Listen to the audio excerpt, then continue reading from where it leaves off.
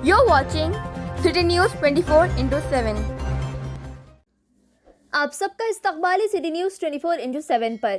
GHMC election 2020 आने सिर्फ 4 दिन बाकी है और 1 दिसंबर को वोट दिए जाएंगे। इसी के चलते पार्टीज के बीच कांटेदार मुकाबले देखने मिले। सिटी न्यूज़ 24/7 स्पेशल इंटरव्यू करते हुए all India Majlis Ittehadul Muslimeen representative corporator candidate Sheikh Mohiuddin Abrar GHMC Azampura division ने मीडिया से मुखातिब होते हुए अपनी सियासी सफर के बारे में बताया और कहा कि इस बार वो आजमपुरा डिवीजन से मुकाबला कर रहे हैं और उन्हें भारी वोटों से जितवाए। देखें ये रिपोर्ट।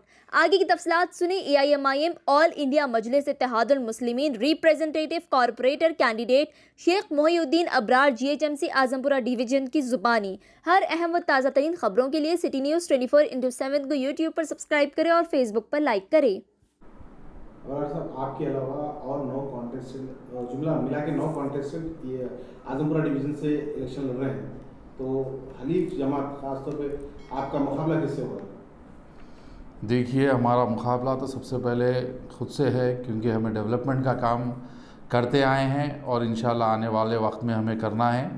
दूसरी दीगर जमात भी अपने नुमाइंदों को यहाँ पर फील्ड पे उतारी है, जिसमें TRS है, कांग्रेस है, BJP है।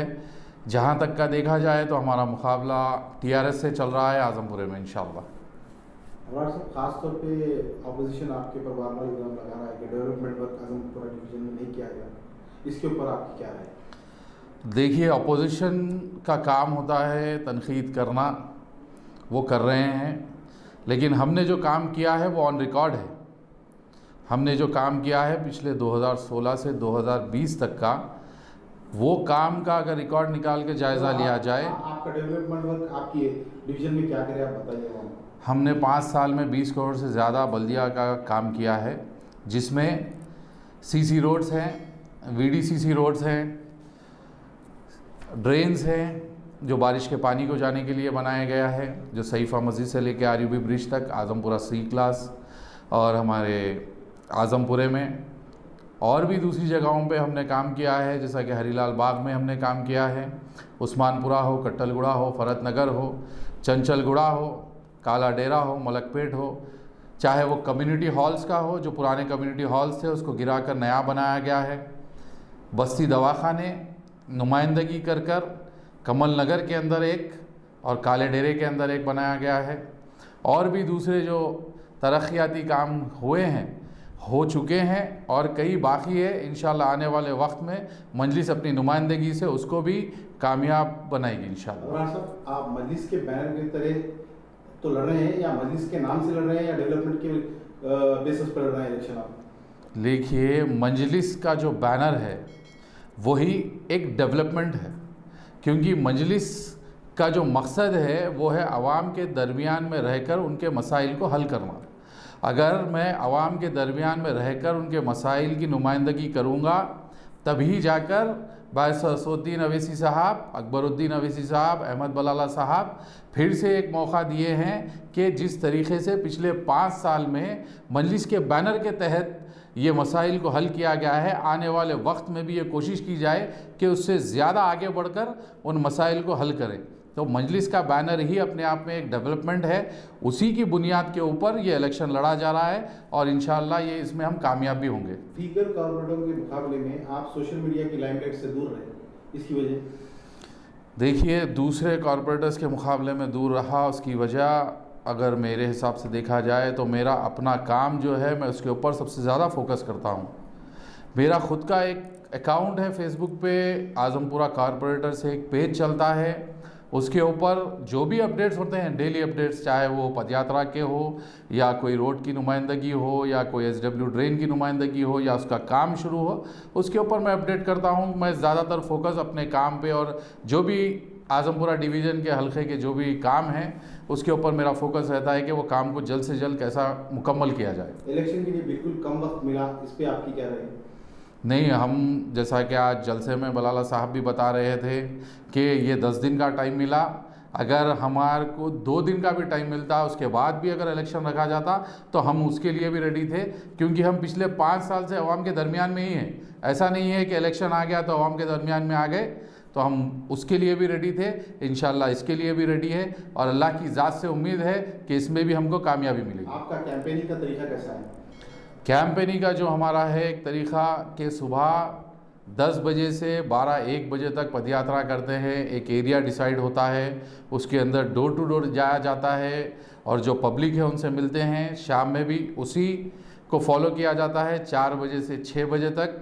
फिर उसके बाद एक पब्लिक मीटिंग ली जाती है जिसमें हम ये बताते हैं कि हमने क्या काम किए हैं, क्या करना है और इंशाल्लाह आगे के क्या प्लान्स हैं। अबरार साहब, आपके आज के पदयात्रा खासतौर पे गैर कौम की बस्तियों में देखा गया, वहाँ पे आपका वालियाना इस्तेकबाल किया गया, इस पे आप क्या कहेंगे? ये जो इस्तकबाल किया गया, ये मजलिस इत्तेहादुल मुस्लिमीन के बैनर के तहत जो काम हम आज तक अंजाम देते आए हैं, जिन कामों को हमने अंजाम दिया है बिना मज़हब व मिल्लत के, ना हम कभी ये देखे हैं कि कौन हिंदू है कौन मुसलमान है, हम ये देखते हैं कि किसकी क्या प्रॉब्लम है और उसको कैसा हल किया जाए।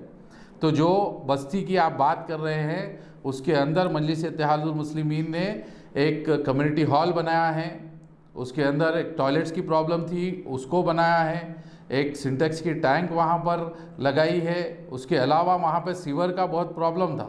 तो पूरी की पूरी लाइन वहाँ पर निकाल कर अहमद बलाला साहब ने अपनी नुमाइंदगी पर सैंक्शन करवा कर नई लाइन डाले और उसके अलावा वहाँ पर रोड पूरी डैमेज हो चुकी थी क्योंकि सीवर लाइन डाले हैं, उसका भी हमने सैंक्शन ले चुके हैं।